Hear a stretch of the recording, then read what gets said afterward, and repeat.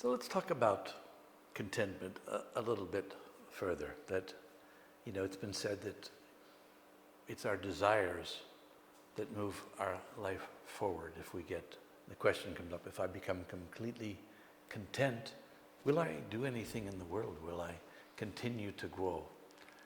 And for me, it's not a question of either or, but it's really both and. So as we continue to manifest the life of our dreams, we should notice those desires and bring them into fruition. But we shouldn't be attached to the outcome. We're entitled to do our work to the best of our ability and to pursue our dreams. But contentment is the realization that I'm happy as I am. Whether I get what I want or I don't get what I want, there's a place within me that's always content, that's always peaceful, and I consider peace the greatest treasure, the highest value. So we can continue desire and we can continue to manifest our dreams, but we need to do that from a place of contentment, of surrender to the outcome. That we're entitled to our actions, but we're not necessarily entitled to the fruit of those actions, according to the Gita. So we want to begin doing two things. We want to cultivate the power of our mind and the ability to focus and place our attention on achieving a goal. And at the same time, to be happy, we practice contentment, realizing that I have enough food to eat, I have a place to live, I have all that I need to be happy, and happiness is a choice that I make, and that begins with being content with what I have. So it's both and.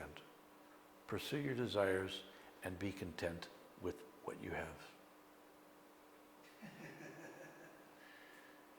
Kindly explain it little more, that how to be pursue the desire and how to be contented.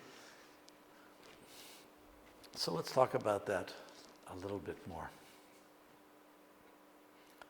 That we actually go through stages. I've mentioned this before. To me, by me, through me, as me. That the earliest, youngest stage of our spiritual development is the to me stage, where I'm a victim.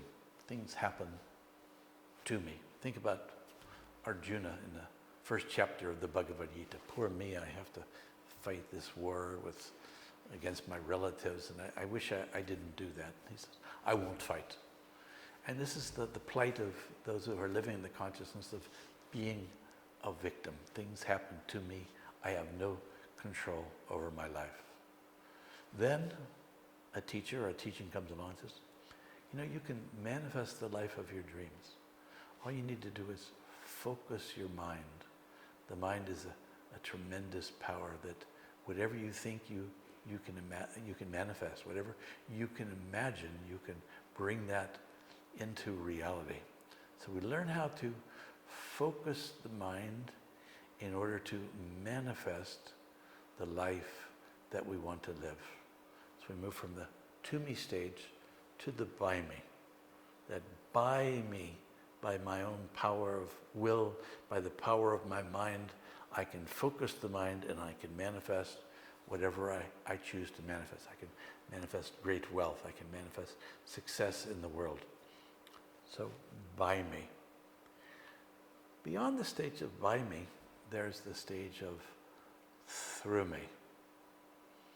That we begin to recognize that there's a higher power than the voice of the ego, a higher power than the desires of the mind, that there's a higher calling, that there's a consciousness within us that's choosing to express through me. And this is where we move into the third phase of this model, where we become a vessel, a vehicle, an instrument for this higher power to manifest in our lives. And this is where we really begin to practice contentment, that I'm simply a vehicle, I'm an instrument, I'm not the door. I simply open myself to become the vessel, the vehicle through which the divine manifests the divine plan.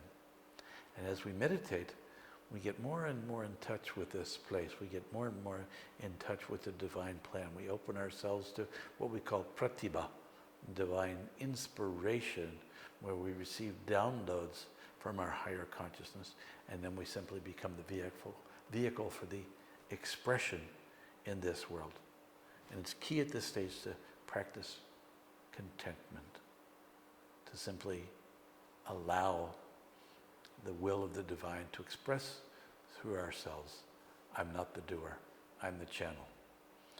Through this practice, we come into the awareness of that higher power is not some external force, some God working through us, but it's actually our own consciousness. It's our own being, that we become totally one. The individual self merges with the divine consciousness and recognizes, I am that. I am that. This is the consciousness manifested by Krishna, Ram, Jesus. So many of the great beings realized that. Jesus said, I and the Father are one. Meaning I, Jesus, I, the person in physical form, am one with the source of all, the creator of my universe, consciousness itself. So we can practice from different levels. I can have desires and manifest them, and at the same time I can be working to develop my capacities for the next stage of my development, practicing contentment, being the vessel, being the instrument for the divine within me to express my highest good. So it's both and. It's not either or.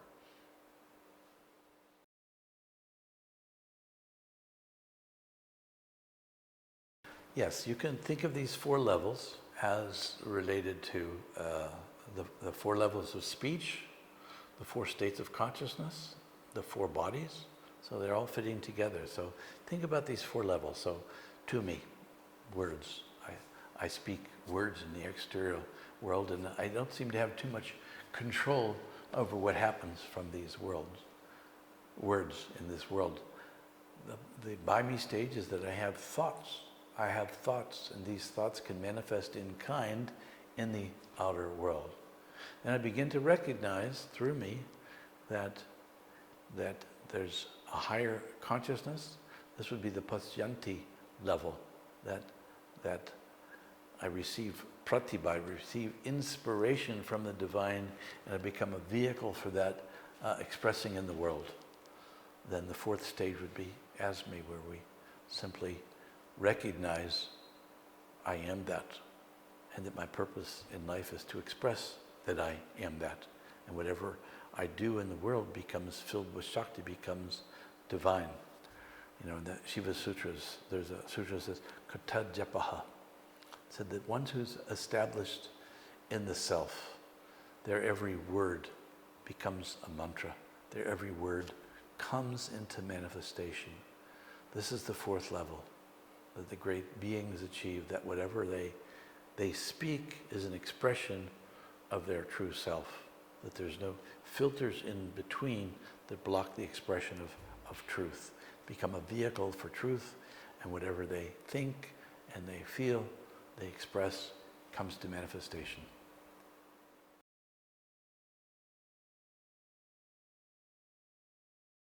Yeah, so contentment can be practiced actually at all 4 levels, but I, for simplicity, say that this is a higher practice than being content with what we have can come easier after we've experienced the by me stage. We've manifested, now we just simply rest content.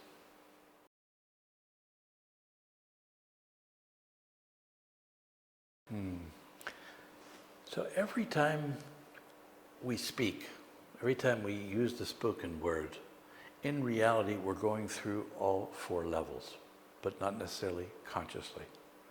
So if you really observe your experience, every time you speak, doesn't it arise from stillness?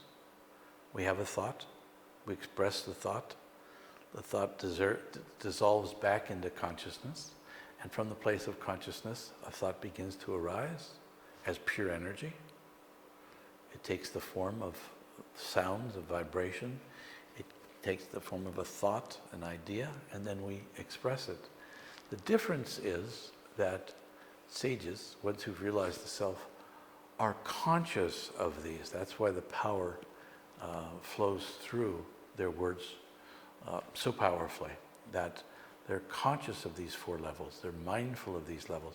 Most of us exist at the lower levels. We have thoughts and we have words. We have thoughts and we have words, and the mind is constantly busy, so we're not aware of the subtler levels from which sound and speech arise. Through meditation, we become conscious of the source, that from stillness comes an energy, a desire to express. That expression takes the form of sound and syllables, and those syllables form words which express ideas, then we speak it. This is true for all of us at all times. The only difference is that the enlightened one, the one who's liberated, is mindful of that experience.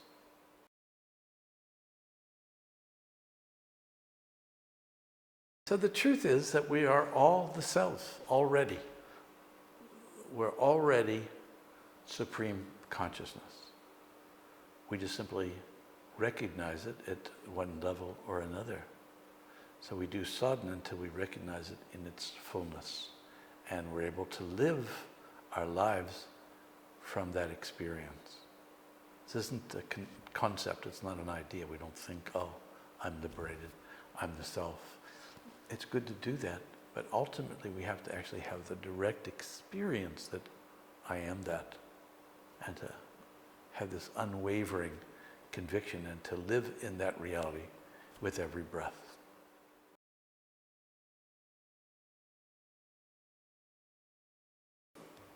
So when I think of the name Sudarshan, darshan means seeing, experiencing, right? So it's experiencing the essential nature of your own being, the essential nature of the supreme reality. Having the darshan of Atman, of Paramashiva. So it's the recognition, I am that. Shivoham, aham brahmasmi, soham, hamsa.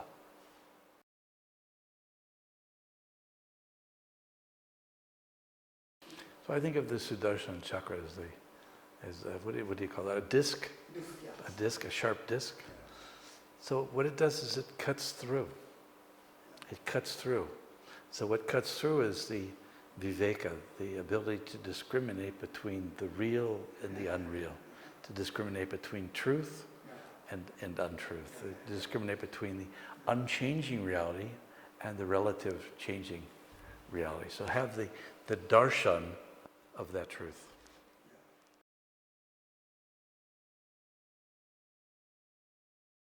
I think the names that have been given to us have significance. For example, when my Baba came into my room one day, I was reading the Brahma Sutras, and he told me that next week I'm going to give you sannyas, and you'll let go of your current name, and what name would you like to be called? And in the presence of my guru, I could never think. I had no idea, but I was reading the Brahma Sutras, so I looked down and I said, Brahamananda. He said, very good, you'll be known as Brahamananda. But it's been a blessing that Brahamananda means the bliss of the Creator, the bliss of the Absolute. So every time people call me Brahamananda, it's a reminder, I am the bliss of the Absolute. This is the goal, this is the objective of the name, is to name that which we are. I am that, I am Brahamananda. As a young boy, my parents gave me the name David, and in Hebrew, David is the name of the beloved of God. So I've always felt blessed to be called David, the beloved of God. My last name is Now, N-O, Now, just like right now, but with an E on the end of it, N-O-W-E. And as a kid in school, I like to take naps. So I would do it. I would set my books up like this, lean it against the person in front of me, and kind of take a little nap. And it worked well for me the first few years, but I was in the 4th grade, and I had a teacher that had a habit of saying, and now we'll do this, and now we'll do that. So I would be sound asleep, and she had to say, and now, and I would be snapping to that. We identify with the name, you know, and the names that we're given should point us to the divine.